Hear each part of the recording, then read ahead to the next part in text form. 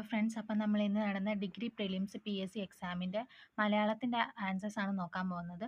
First question, കൂട്ടത്തിൽ പെടാത്ത ചൊല്ലേത്?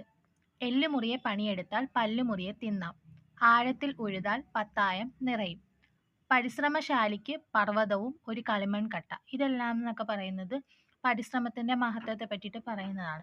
അപ്പോൾ ഇതിൽ മുതലക്കുഞ്ഞിനെ നീന്തൽ പഠിപ്പിക്കേണ്ട മാത്രമാണ് ഓഡ് വൺ ആയിട്ട് വരുന്നത്. അപ്പോൾ അതാണ് അതിൻ്റെ ആൻസർ.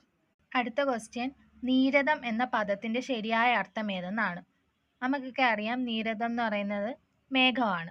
മേഘത്തിന്റെ തന്നെ വേറെ പര്യായങ്ങൾ നമ്മൾ പഠിച്ചിട്ടുണ്ട്. വാരിദം, ജലദം, അമ്പുദം, മുകിൽ, കൊണ്ടൽ. അടുത്ത ചോദ്യം, ഏറ്റവും ശരിയായ വാക്യം ഏത്? ഒരു ദശാബ്ദമായി തുടർന്നു പോരുന്ന ഈ സമ്പ്രദായം, ഒരു ദശാബ്ദമായി തുടരുന്ന ഈ സമ്പ്രദായം, ഒരു ദശാബ്ദ കാലമായി തുടർന്നു പോരുന്ന ഈ സമ്പ്രദായം, ഒരു ദശാബ്ദമായി തുടർന്നുകൊണ്ടിരിക്കുന്ന ഈ സമ്പ്രദായം. ദശാബ്ദം എന്ന് പറയുമ്പോൾ തന്നെ അതൊരു കാലമാണ്.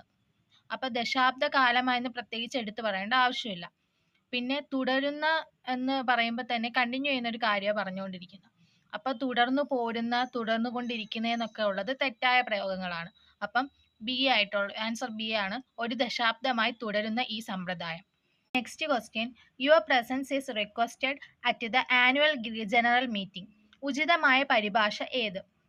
വാർഷിക പൊതുയോഗത്തിൽ നിങ്ങളുടെ സാന്നിധ്യം അഭ്യർത്ഥിക്കപ്പെടുന്നു, നിങ്ങളുടെ സാന്നിധ്യം വാർഷിക പൊതുയോഗത്തിൽ അപേക്ഷിക്കപ്പെടുന്നു, താങ്കളുടെ സാന്നിധ്യം വാർഷിക പൊതുയോഗത്തിന് ആവശ്യപ്പെട്ടുകൊള്ളുന്നു, വാർഷിക പൊതുയോഗത്തിന് നിങ്ങളെ ക്ഷണിക്കുന്നു.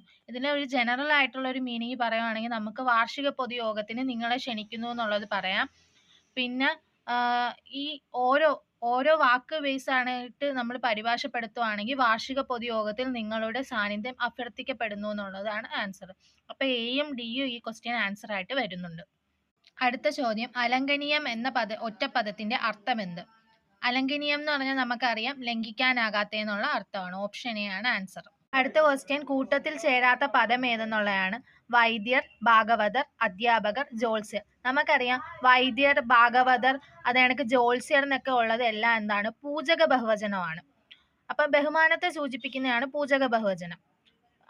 പിന്നെ അധ്യാപകർ മാത്രമാണ് ഇതിൽ കൂട്ടത്തിൽ ചേരാത്തതായിട്ട് വരുന്നത്. അതെന്ന് പറയുന്ന ഒരു സലിംഗ ബഹുവചനമാണ്.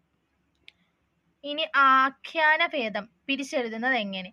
ആഖ്യാനവും ഭേദവും, ആഖ്യാനത്തിന്റെ ഭേദം, ആഖ്യാനമാകുന്ന ഭേദം, ആഖ്യാനത്തിന്റെ അഭേദം. അപ്പൊ ഇതിന്റെ ആൻസർ എന്ന് പറയുന്നത് എന്താ? ആഖ്യാന ഭേദം എന്ന് പറഞ്ഞു കഴിഞ്ഞാൽ ആഖ്യാനത്തിന്റെ ഭേദമാണ്. ആൻസർ ബി ആണ്.